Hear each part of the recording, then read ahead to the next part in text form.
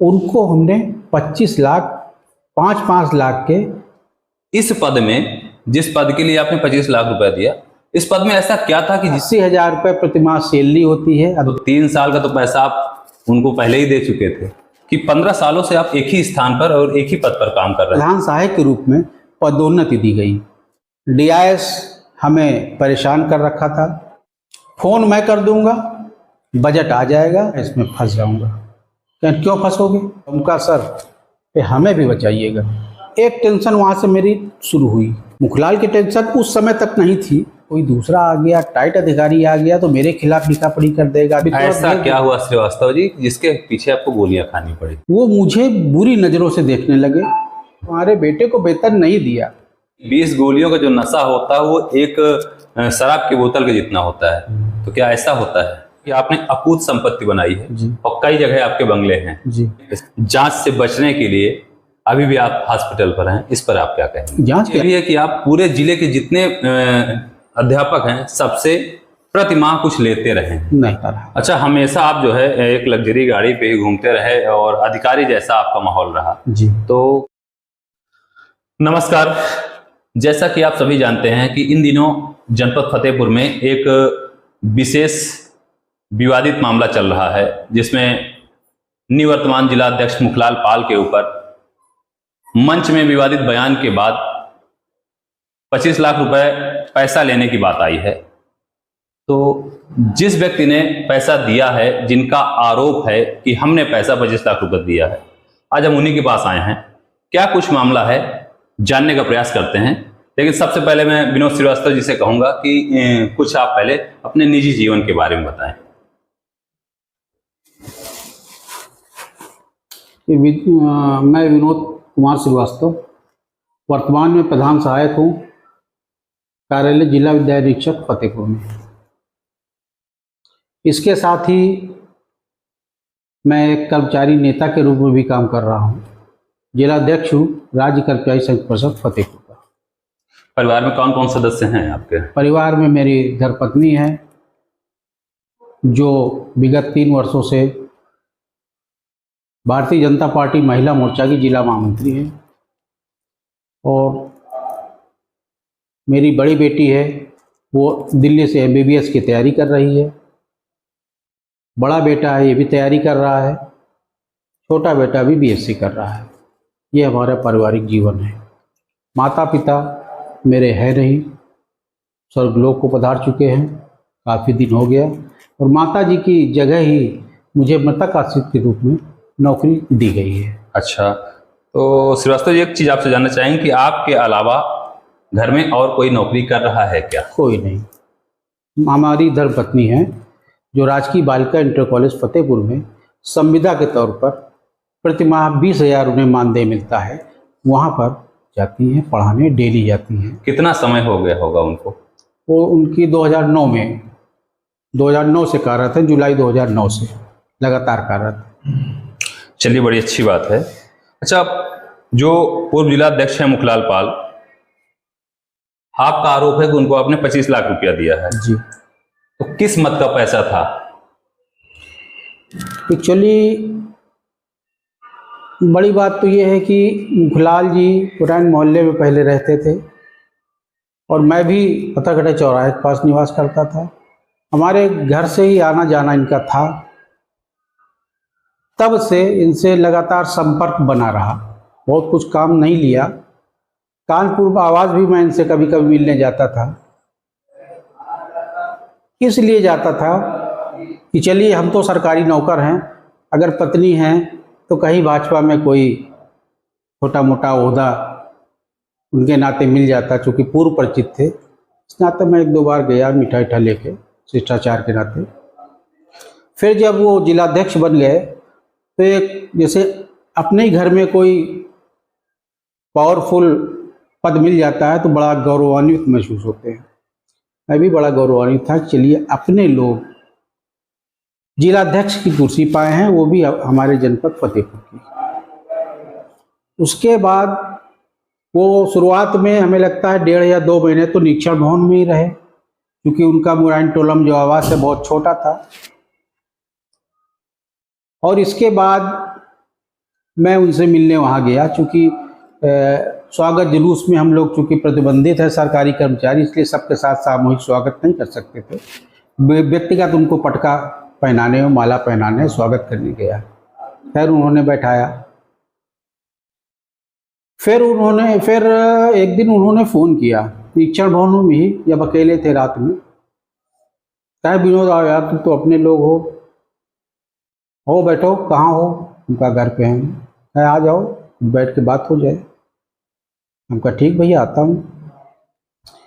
तो ऐसे ही धीरे से उन्होंने कहा कि यार बना हूँ, अभी तक हमारे पास कोई पद नहीं था और जिलाध्यक्ष बना हूँ, यार अपने ही लोगों से आदमी अपेक्षा करता है, तो हमका आप हमें आदेश करिए, मैं जिस लायक हूँ। एक मोबाइल बढ़िया सा हमें दिलवा दीजिए आप, सिम है मेरे पास, दिलवा दीजिए। उस मोबाइल की कीमत 1,30,000 समथिंग थी। वो मैंने अपने खाते से लोन कराकर, जैसे मोबाइल पर लोन चलते हैं, लोन कराकर नाइस मोबाइल सेंटर से मोबाइल लिया और उसी दिन रात को उनको दे आया। जैसा कि आप कह रहे हैं कि आपकी खुद भी इच्छा थी पहले से कि कहीं किसी पद पे आएंगे तो फायदा होगा या पत्नी को कहीं जोड़ा जाएगा। नहीं, पत्नी तो हमारी 2003 से भाजपा में सक्रिय थी। अच्छा। 3 बार सक्रिय सदस्य बन चुकी है, ये चौथी बार है सक्रिय सदस्य के रूप में काम कर रही हैं, एक्टिव से काम कर रही है। पहले थोड़ा कम एक्टिव थी, रियलिटी ये थी जी। लेकिन अब भी वो अपने जिला महामंत्री के पदीय दायित्वों का सजगता से निर्वहन कर रही हैं। अगर अचानक किसी भाजपा के कार्यक्रम में उनका जो पीरियड लगता है, 1 से 3 ऐसा कुछ पीरियड रहता है, मुझे पूरा नहीं मालूम, लेकिन वो कहती थी पहले मैं बच्चों को पढ़ाऊंगी तब मैं कार्यक्रम में जाऊंगी। फिर जाती थी, कभी कभी 10-5 मिनट लेट भी पहुंची है। अपनी बात भी रखा है कि जहाँ मैं 2 रोटी मिलती हैं हम पहले उसको देखते हैं, बाकी संगठन के लिए तो रात भर है, दिन भर है, सब कुछ। अच्छा, काम भी किया की बात है जब आप कानपुर जाते रहे इनसे शिष्टाचार भेंट करने? अरे ये 5-6 साल पहले की बात है। अच्छा। 5-6 साल पहले से। अच्छा। ये ऐसा हुआ, अब आपको बता दूं, जब नगर पालिका चुनाव के लिए हमने मैडम के लिए टिकट मांगा, उस समय ही मैं पहली बार उनके कानपुर गया। उनसे भी रिक्वेस्ट की कि भाई आप क्षेत्र में पदाधिकारी हैं, कुछ हेल्प तो मिल ही सकती होगी। किया, जो भी प्रयास किया, हमको किसी के सामने नहीं ले गए, लेकिन अंततोगत्वा उन्हें टिकट नहीं मिल पाया। खैर इसमें कोई नहीं, संगठन में है, संगठन का काम उन्होंने किया। जीतना हारना अलग की बात है, किसको टिकट मिला, कौन हारा कौन जीता, लेकिन उन्होंने अपनी तन्मयता से संगठन का काम अपनी पढ़ाई के साथ साथ, अपनी अध्यापन क्रिया के साथ साथ उन्होंने किया। चलिए हम फिर से उसी बात पर आते हैं। 25 लाख रुपए जो रिश्वत की बात आपने कही कि 25 लाख रुपए रिश्वत दिया हमने, तो कहाँ से 25 लाख रुपए आपके पास आया? मैंने 35 लाख का लोन कराया था। 35 लाख का, चूंकि हमें बिटिया को भी MBBS के लिए पैसा देना होता है, ठीक है जी। हमारी पूरी जिंदगी इधर करीब 6 सालों से, लगभग बता रहा हूँ, कंफर्म नहीं याद है, लोन में ही जाती रही। क्योंकि जो हम लोगों को वेतन मिलता है वो कितना मिलता है आप सभी जानते हैं। जो मिलता है उससे बिटिया को भी जाता है, घर का खर्च भी चलता है, गाड़ी भी दौड़ती है, कई अनून काम होते हैं। तो मेरा ये कहने का मतलब है कि उनको मैंने 25 लाख जो दिया, कुछ हमने लोन लेकर दिया। क्योंकि बिटिया को ज़्यादा हमें फीस भेजनी थी, इसलिए जो उसमें बचा वो पहले राउंड में उनको 5 दे आए, दूसरे तीसरे दिन जी। इसके बाद जब उन्होंने फिर प्रयास किया कि भाई इससे काम नहीं चलेगा, अगर ना देना हो तो आप ये भी ले जाइए, हम कहा आप बताइए। हाथ जोड़ के मैंने कहा, बड़े भाई थे, मैं पैर भी छू लेता था। तो उन्होंने कहा देखो मैं आ गया हूँ जिले में, तो तुमको हम तुम्हारे घर वालों को ऊंचाई तक उठा पूरी कोशिश करेंगे। और मेरी बात हो भी गई है, ऊपर तक हो गई है। 25 लाख की हो गई है, और ये भी कहा कि 25 लाख हम तो जहाँ पहुँचाना है, जहाँ भी उनकी बात हुई हो वहाँ पहुँचाना है। अब विनोद जब हम पद दिला देंगे उसके बाद हमको भी कुछ खुश कर देना। अमाउंट नहीं बोला उन्होंने, ठीक है, खुश कर देना। ठीक। हमका ठीक भैया, मैं पक्का हूँ। यानी खोला जो अमाउंट वो केवल 25 लाख का खोला। 25 लाख, ठीक है। फिर आप एक और 5 लाख की देके आए। फिर जब उन्होंने जोर डाला कि आज जा रहा हूँ, आज मीटिंग है, मैं बस गाड़ी में बैठने जा रहा हूँ, आ जाइए बात हो जाए। फिर बात हुई कि देखो आज मैं जा रहा हूँ, फिर आप कुछ करो। इस टाइप से मैंने सूदखोरों से कुछ ब्याज लिया। ब्याज कोई भी हो, हम हो या आप हो, ब्याज कोई खुशी में नहीं लेता है, किसी कष्ट में होता है, या लड़की की शादी में कभी 2-4 लाख घट जाते हैं, तब आदमी ब्याज में लेके अपना सम्मान बचाता है। इस नाते मैंने कुछ सूदखोरों से भी पैसे लिए। उनको हमने 25 लाख 5-5 लाख के डिब्बे में, उनको जिस आवास में वो पंकज त्रिपाठी रहते थे पहले, उनके आवास में शायद कुछ दिन रहे हैं जी। उसी आवास में उनके कक्ष में एक काठ की अलमारी बनी है, उसी में वो कह देते थे ठीक है इसको खोल लो, नीचे रख दो। 5 बार की प्रक्रिया है। तो इन 5-5 लाख रुपए 5 बार में आपने दिया? मैंने दिया, ये रियल है। तो ये पैसा कितने लोगों से आपने लिया था? अब देखिए, हमें लगता है 8 लाख रुपए तो ब्याज से बचा था बिटिया को भेजने के बाद, और उसके बाद फिर मैंने लिया कोऑपरेटिव बैंक से 7.5 लाख, कोऑपरेटिव बैंक शनि मंदिर के बगल में, पर्सनल लोन के रूप में लिया। फिर ब्याज में लिया 3 से 4 लोगों से, किसी से 2 लाख, किसी से 5 लाख, इस तरह से करके उनको दिया।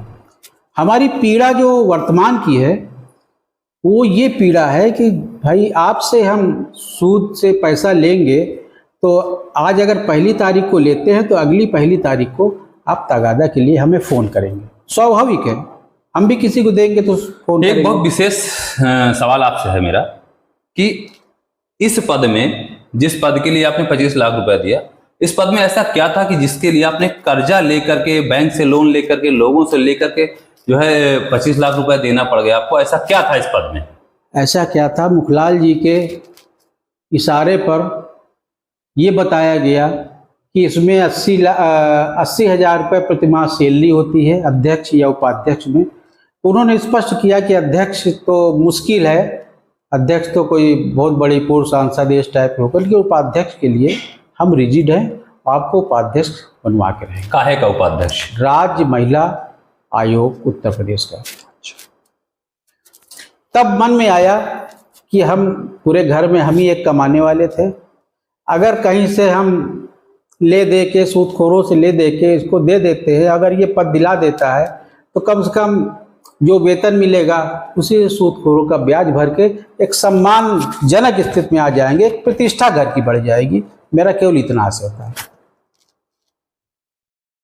तो चलिए, बड़ी अच्छी बात है, लेकिन एक सोचने वाली बात है कि 80,000 रुपये महीने की नौकरी के लिए और 3 साल का पैसा तो आपका जो आपने लिया है, अगर नौकरी मिल भी जाती है 80,000 रुपये महीने की, तो 3 साल का तो पैसा आप उनको पहले ही दे चुके थे।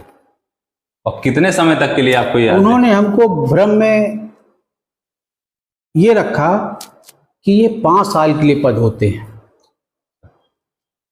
ये भ्रम में रखा कि ये पद 5 साल के लिए होते हैं, 5 साल तक कोई तुमको हटा नहीं सकता, चाहे कोई भी सरकार हो, 5 साल तक रिजर्व है।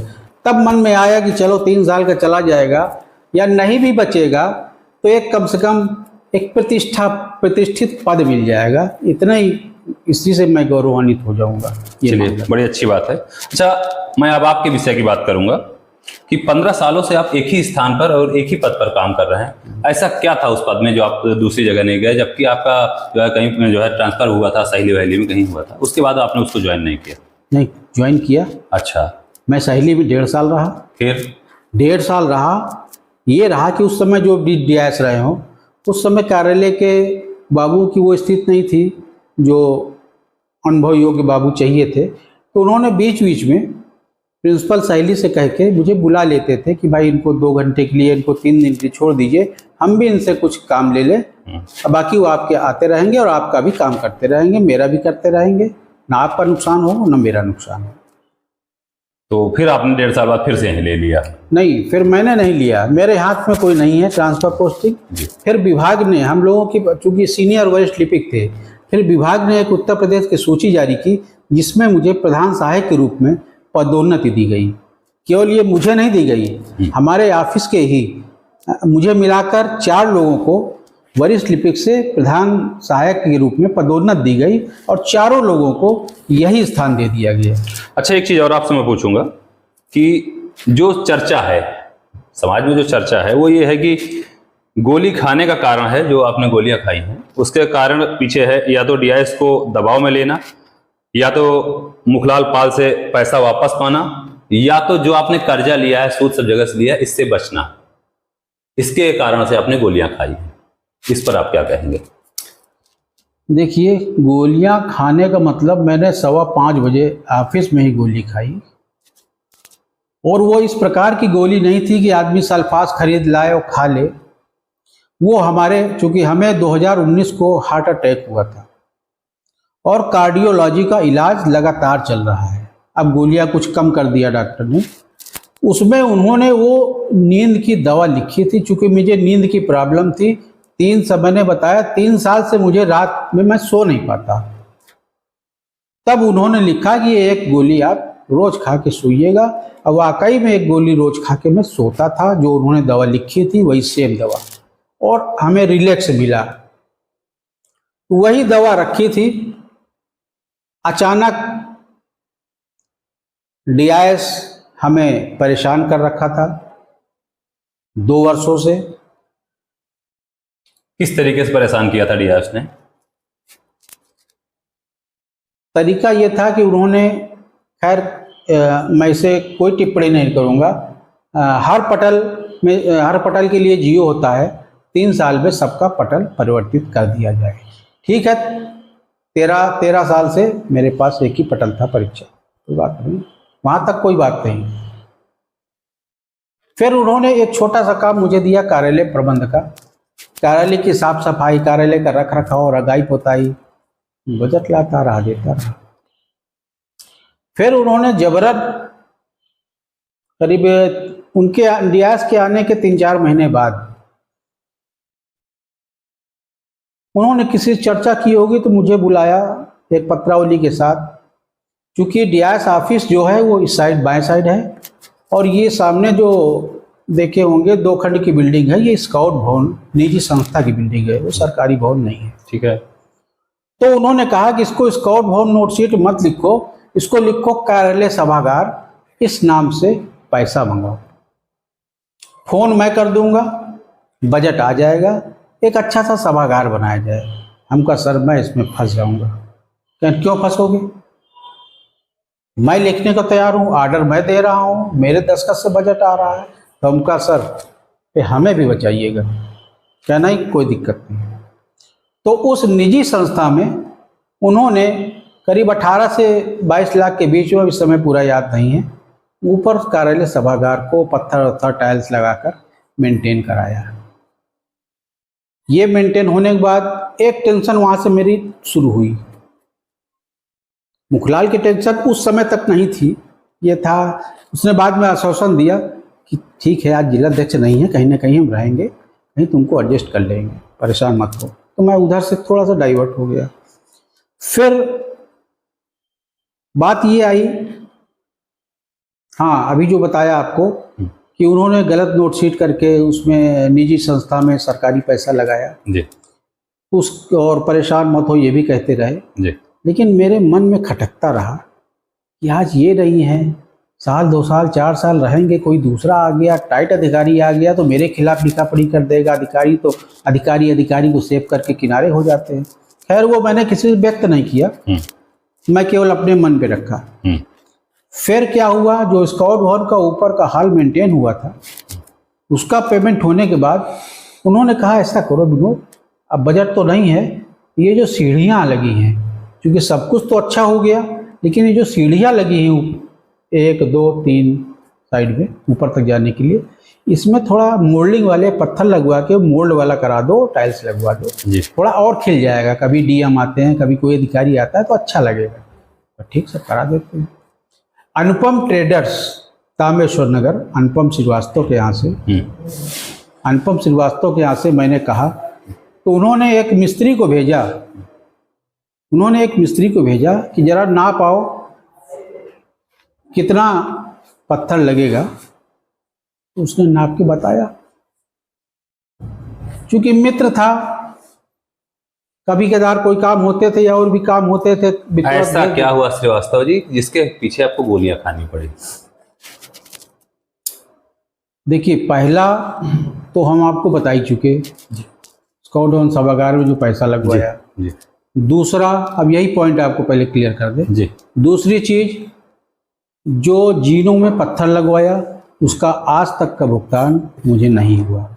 मैं थोड़ा थोड़ा 10-10, 20-20 करके अनुपम ट्रेडर्स को अपने खाते से वेतन से पैसा देता रहा। चूँकि उससे लिया है, 1-2 महीने तो नहीं दिया, लेकिन अगला भी दुकानदार भी होता है, उसको भी सामान लाना होता है। फिर मैंने कुछ कर्ज लेके इधर उधर से उसको मैंने देने का प्रयास किया, और मिस्त्री को भी दिया, लेकिन उसका पेमेंट आज तक नहीं हुआ। तो क्या यही डिप्रेशन का कारण था? नहीं, ये नहीं, ये हो गया।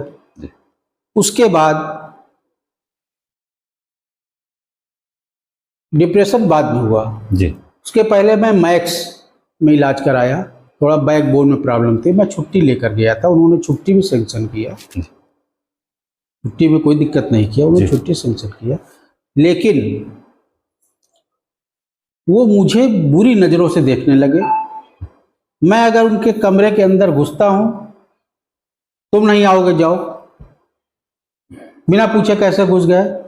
चपरासी को बुलाया, ये कैसे घुस गया अंदर? मैं जिसको बुलाऊं वही आएगा।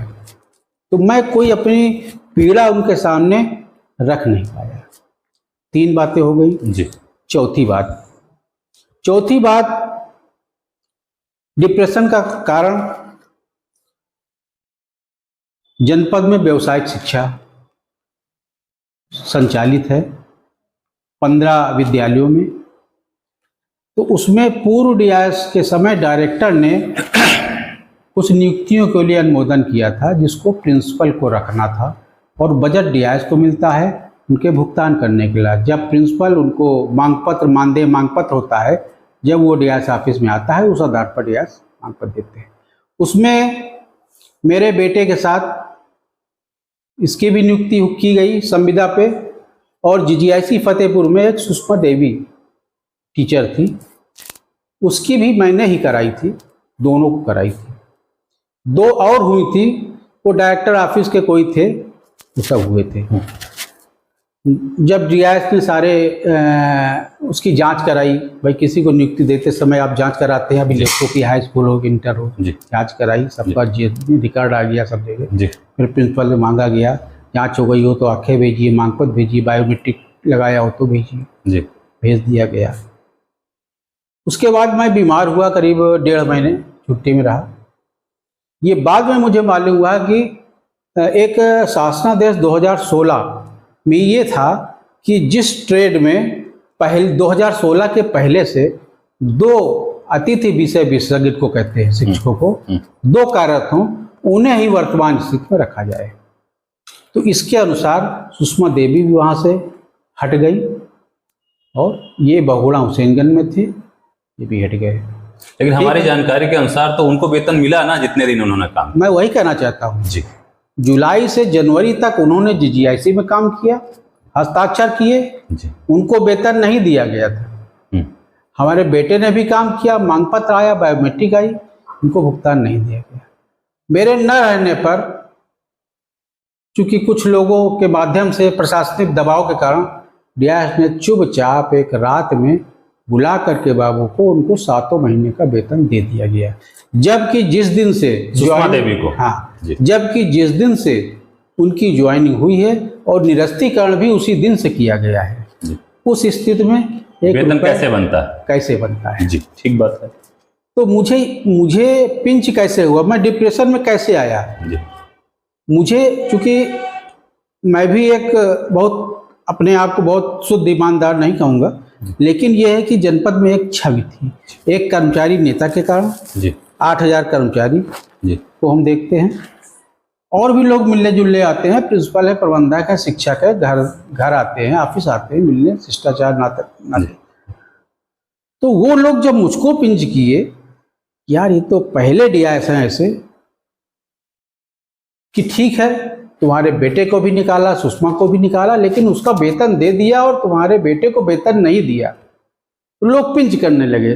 तब मुझे ज्यादा सा दिल में आघात लगा, यार बात तो सही है। कुछ लोग जब कोई फ्री होता है या अलग होता है तब अपना तो लोग कम दिखाते हैं, तो जब अपना तो कम हो जाता है तो एक दूसरे से चर्चा होती है, वो चर्चा उभर कर मेरे पास आती है। तब लोग उसमें पिंच कर रहे थे, देखो टीआईएस ऑफिस में रह रहे हैं 15-16 साल से और ये अपने लड़के का वेतन नहीं निकलवा पा रहे हैं। वो मुझे क्रोध का और कारण लगा। फिर उसके बाद 9 दिसंबर को यही सब सोचते सोचते 9 दिसंबर की रात 11:30 या 12 रहा होगा, मैडम भाजपा में है इस नाते वो अनु श्रीवास्तव की 12 दिसंबर को स्वागत कार्यक्रम लगा था जी। उस नाते मैडम ने कहा कम से कम पत्थरकटा से पटेल नगर तक उस इधर से निकलेंगे तो एक छोटी छोटी होल्डिंग बंदी थी, मैंने देखा था। उस समय मेरा बेटा गाड़ी चला रहा था, मैं गाड़ी में बैठा था, मेरी पत्नी गाड़ी में बैठी थी, ठंड बहुत थी। पटेल नगर से लगते लगते हम बैठे बैठे गाड़ी में देखते रहे, जब अपने घर के सामने लगने लगी तो मन में थोड़ा सा विचार आता है कि यार अपना घर है, थोड़ा और अच्छी डिजाइन से लग जाए, ऐसे लग जाए वैसे लग जाए। तो मैं गाड़ी से उतरा और जैसे ही बीच सड़क में कह के यूँ डायरेक्शन किया कि इसको ऐसे लगाओ, बोल नहीं पाया। उतनी देर में मुझे ऐसे लगा कि 140 की स्पीड से कोई गाड़ी आई, हमको टक्कर मार के निकल गई। तब ये हाथ हमारी छोटी गाड़ी पे हाथ पे लगा, फिर भी मैं नहीं सह पाया और एक्सिस बैंक के सामने जो नाला है उसमें पटिया पड़ी है, पटिया में बिल्कुल बैठ गया। फिर मैंने धीरे से आवाज़ दिया बेटे को, कहा क्या हो गया। खड़े हुए तो हमारा दाहिना पैर काम नहीं कर रहा था, हम खड़े नहीं हो पाए। तो ये लोग एक दूसरे को बुलाकर तुरंत ही, मैं अपने घर के ऊपर नहीं चढ़ पाया, तुरंत ही इन्होंने एमरजेंसी में एडमिट कराया। वहाँ भी डॉक्टर पकड़ नहीं पाए कि आखिर क्या कारण है। एमआरआई में कुछ नहीं आया, सीटी स्कैन में कुछ नहीं आया। तब अंत में डॉक्टर निर्मल पांडे जो न्यूरोलॉजिस्ट है कानपुर के, अच्छे जाने माने वाले, तो उन्होंने कहा ये आप यहाँ का गले का वो कराइए अल्ट्रासाउंड। तब लास्ट में उन्होंने पकड़ा कि यहाँ आपकी 75% नस ब्लॉक है, जिस कारण ये ब्लड आपका शरीर पे नहीं जा रहा है, जिस कारण आपको ब्रेन स्ट्रोक हुआ है और इसी कारण दाहिने हाथ में आपको पैरालिसिस। यानी कोई गाड़ी नहीं आई थी, वो आपको ऐसा आभास हुआ था? एक आभास हुआ था, 140 की स्पीड में तूफान आई या गाड़ी आई, कुछ नहीं निकली। रात में सन्नाटे में कुछ नहीं निकला। फिर निर्मल पांडे की दवा से 3 दिन वो एडमिट थे। अब देखिए हकीकत में मेरे पास पैसे की थोड़ी सी तंगी थी उस समय, और एजेंसी का रेट क्या है कहने की आवश्यकता नहीं है, वहाँ तो मीटर चलता है। तब किसी ने बेटे को सलाह दी ऐसा करो, सबसे अच्छे डॉक्टर लखनऊ में डॉक्टर अतुल कुमार राय हैं, न्यूरोलॉजिस्ट, अलीगंज में है, उनका आस्था हॉस्पिटल भी है। तब उन्होंने सीधे वहाँ एडमिट करा करके हफ्ते भर के लिए रखा। फिर उन्होंने कहा यदि आप कहीं रुक सकते हो किसी के यहाँ तो यहीं रुक जाइए, अभी आपको 2 महीने वेट लगेगा, 2 महीने बाद आपको हम दौड़ा के भेजेंगे यहाँ से। वाकई में रियल में कम दवा में वहाँ की फिजियोथेरेपी ने मेरे शरीर में जान दे दी, क्योंकि पैरालिसिस में कोई भी अंग बेकार हो जाता है तो जल्दी सुधरता नहीं है। चलिए सारी बातें तो ये सब बातें मेरे डिप्रेशन की रही। अंत में लास्ट में ये कहना चाहूँगा, हमारे जिला विद्यालय निरीक्षक से हमारे ऑफिस के सभी बाबू प्रताड़ित चल रहे हैं, लेकिन जब तक अधिकारी बैठा है उसके सामने निगेटिव को नहीं बोल सकता। ठीक बात। अगर निगेटिव बोलेगा तो जो कर्मचारियों का अध्यक्ष होगा या मंत्री होगा वही बोलेगा।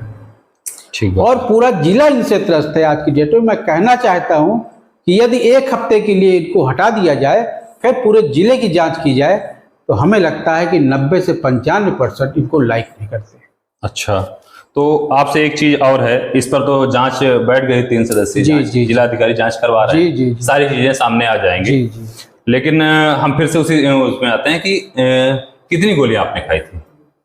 देखिए 2 पत्ते थे, जी 2 पत्ते में, एक पत्ते में 10 गोली थी। और वो हमने उसी के एक दिन पहले कानपुर से, यहाँ दवा मिलती नहीं हार्ट की, जी। वो मिलती है कार्डियोलॉजी में ही। मैंने एक बंदा कानपुर में रहता है, बाबू है, मैंने उसको पर्चा भेज दिया। मैंने कहा भाई ज़्यादा महंगी दवा नहीं है, अगर दवा आ जाए तो हमारी 2-3 दिन से दवा बंद चल रही, उसको नींद में नहीं आती। ठीक है, तो क्या वो गोलियां आपको सीधे ऑफिस में ही पहुंच गई थी? ऑफिस में आ गई थी। एक्चुअली वो सुबह आ गया था 8 बजे, जो बंदा लेके आया था, तो ऑफिस के बगल में चाय की दुकान है, तो उसने फ़ोन से बताया कि ऑफिस में बंद था, 10 बजे खुलता, इसलिए उसके यहाँ रख दिया है, आप ले लीजिएगा। वो लेके हमने अपने चपरासी को भेजा, वो गोली ला के तो पूरी 20 गोलियां आपने खाई थी? पूरी 20 गोलियां मैंने निकाला। उसी से DVR ले गए हैं हमारे ADM साहब या SDM साहब, उस DVR में सोता दिख जाएगा, मैं गोली निकाल रहा हूँ और गिन के रख रहा हूँ, बाद में एकदम से खा लेता हूँ। ये 5:15 बजे की कहानी है। अच्छा, तो लोगों में चर्चा ये है कि 20 गोलियों का जो नशा होता है वो एक शराब की बोतल के जितना होता है, तो क्या ऐसा होता है? अब देखिए, खाने के 20 मिनट तक मुझे कोई एहसास नहीं हुआ। 20 मिनट बाद जब थोड़ा सा अपंगता की हालत हो गई, तो ऑफिस में भी एक आध लोग थे, फिर फ़ोन करके किसी ने बेटे को बुलाया, कोई गाड़ी आई दूसरे की, तो उसमें वो लोग बैठाल के ले गए। वो बैठालने से यहाँ आने के 1 घंटे बाद तक मुझको ये नहीं मालूम कि कौन आया, कौन लाया, कैसे क्या है। अच्छा श्रीवास्तव जी, एक चीज़ और आपसे कहेंगे, अभी आपने कहा कि 15 ऐसे विद्यालय हैं जो व्यावसायिक हो गए हैं जी, तो उनकी मैं चाहूँगा आप मुझे लिस्ट भी देंगे ताकि हम इस पर भी काम करेंगे। नाम भी बता सकते हैं, लिस्ट भी दे देंगे, कोई दिक्कत नहीं। 2-4 के नाम लेना चाहें तो ले सकते हैं। जैसे राजकीय, 3 राजकीय हैं, GIC Fatehpur, GGIC Fatehpur, GGIC Bindki, 3 ये राजकीय विद्यालय हैं, और एडेड विद्यालय है जैसे समक। किस टाइप से उसमें व्यापार हो रहा है, किस टाइप से व्यावसायिक हो रहा है, क्या है? एक्चुअली ये सरकार की योजना है 2089-90 की। जी पहला जियो 2089-90 में हुआ था जी कि जो लड़कों को उत्साहवर्धन हो और जी। कौशल शिक्षा जो दी जाती है, जी उस कौशल शिक्षा के लिए ट्रेडों दिया गया है। जैसे GGIC में होम साइंस है, या प्रधान रचना है, या पाक शास्त्र है, रेडियो TV है, जी ये सब लड़कियों को शिक्षित करके वो अपने स्वतः पैरों में खड़ा हो, ऐसा ये योजना है जो मोटा मोटा मुझे याद है। जी। उसमें हर ट्रेड में एक टीचर रखा जाता है। तो क्या इसमें भी कोई खेल चल रहा है? इसमें किसी खेल का मतलब नहीं, अच्छा। क्योंकि ये शुरुआत में 89-90 में ये 1,500 से शुरुआत हुई थी। जी। एक महीने में 1,500 मिलता था, वो 1,500 करके आज की डेट में सरकार ने 20,000 पर मंथ का मानदेय घोषित किया है। मुखलाल पाल ने एक वीडियो वायरल किया अपने सोशल अकाउंट से, जिसमें आप आरोप है कि आपने अकूत संपत्ति बनाई है जी। और कई जगह आपके बंगले हैं, जी, जैसे लखनऊ हो गया, मथुरा हो गया, फतेहपुर हो गया, अन्य कई जगह। इस पर आप क्या कहेंगे?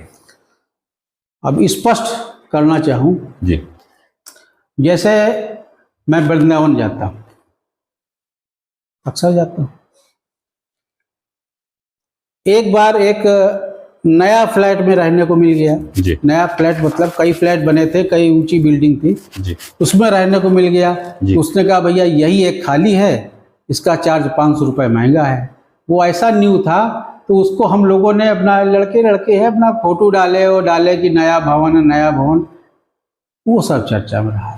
देखिए, हमारी अकूत संपत्ति के बारे में अब सरकार ने 3 साल से नियम कर दिया है कि अधिकारी और कर्मचारी के बाद जो भी अकूत संपत्ति, जो भी संपत्ति है, उसका ब्यौरा मानव संपदा पोर्टल पर अपडेट किया जाएगा। मैंने जो अपडेट किया वो सब सत्य है। टोटल आज की डेट में भी हर साल उसको रिन्यू करना होता है। हर साल लखनऊ में एक छोटा सा 1 BHK का फ्लैट है। मेरा ये पैतृक मकान है, पिताजी की देन है, माताजी की देन है। छोटे छोटे से 2 प्लाट हैं जो आज भी बिक नहीं रहे, विवादित पड़े हैं। 50-50, 60-60 हज़ार के प्लाट है। एक छोटी गाड़ी है हमारी, एक स्कूटी है। तो जहाँ जहाँ की आपके फ्लैट की या बंगलों की बात हो रही है, ऐसा कुछ नहीं है? कहीं जांच कर लिया जाए, अगर लखनऊ के अलावा किसी भी हिंदुस्तान में जी मेरे नाम से, मेरे परिवार के नाम से, मेरे बच्चों के नाम से, मेरे बीवी के नाम से कोई फ्लैट निकलता है तो मैं फांसी में चढ़ने को तैयार हूँ। चलिए, बड़ी अच्छी बात है, इनको आरोपी माना जाए बस। चलिए, बड़ी अच्छी बात है। अच्छा, जिलाधिकारी ने 3 सदस्यीय जांच गठित की है, डीएस की भी जांच हो रही है, आपकी भी जांच हो रही है और सारे पहलुओं पर जांच चल रही है। सुसाइड नोट पर जांच हो रही है। सुसाइड नोट पर जांच हो रही है। तो कितने पेज का सुसाइड नोट था? 6 पन्ने का था, 5.5 पन्ने का था। तो वो सुसाइड नोट आपने कहाँ लिखा था? मैं बता रहा हूँ ना जी, जो डीवीआर ले गए, जब उसमें देखा जाएगा, उस दिन मैं 11 बजे से एक डायरी में मैं अपने पास रखता हूँ, कभी कुछ अधिकारी के पास जाना होता है, कुछ नोट करना होता है, उस डायरी में मैं 11 बजे से लिखना शुरू किया, सोच सोच के क्या लिखूं और 4 बजे उस डायरी को कंप्लीट कर पन्ने पाया। में ऐसा क्या आपने लिखा और किसकी कमियां लिखी और क्या क्या मामले? देखिए, 2-4 मामले कुछ ऐसे। देखिए जी, इतने घंटों में मैंने पूरी डायरी में, चूंकि उस समय ये विश्वास था कि 20 गोली का मतलब मैं नहीं रहूंगा, जी, ठीक है जी, वो मान के मैंने वो डायरी में लिखा था। कुछ घर वालों के लिए भी शब्द लिखे थे जी, कि हमने ये भी लिखा था कहाँ है, कहाँ बैंक में हमारे खाते हैं, जी, जी, ये सब लिखा था। जी, तमाम घर की जो प्राइवेसी है जी, वो मैंने घर को बताने के लिए जी, लिखा था। उसके अलावा फिर लास्ट में मैंने सुसाइड नोट करके उसको 5.5 पन्ने का, 6 पन्ने का। उसमें आपने आरोपी किसको किसको बनाया? सुसाइड नोट में किसको किसको दोषी बनाया? जहाँ तक मुखलाल जी का प्रश्न है, क्योंकि मैं जब सूदखोरों से ब्याज ले चुका था, अब आज की डेट में हमको उनको ब्याज भरने के लिए मेरे पास पैसे नहीं, इस टेंशन में, और उसी के अगले दिन या इसके एक दिन पहले से ऐसे लोग मुझको लगातार दबाव में लेते रहे कि भाई 2 दिन हो गया, 4 दिन हो गए, अब आप दे दीजिए। तो वो कष्ट भी एक डिप्रेशन का प्रमुख कारण रहा। तो चलिए, बड़ी अच्छी बात है। कुछ लोग ये भी कह रहे हैं कि जो समस्या थी, जो गोलियों की समस्या थी जो आपने खाई थी, उससे आराम मिल गया है, लेकिन जांच से बचने के लिए अभी भी आप हॉस्पिटल पर हैं। इस पर आप क्या कहेंगे? जांच के आ जाए, हम तो कहते हैं यहाँ भी आ जाए जांच कर ले।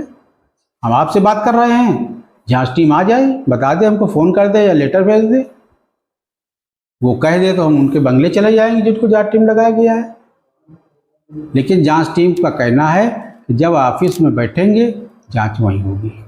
अच्छा, आपने अभी एक बात बोली कि मैं दूध का धुला नहीं हूं, तो चर्चा ये भी है कि आप पूरे जिले के जितने अध्यापक हैं सबसे प्रति माह कुछ लेते रहे हैं। नहीं, 101% गलत।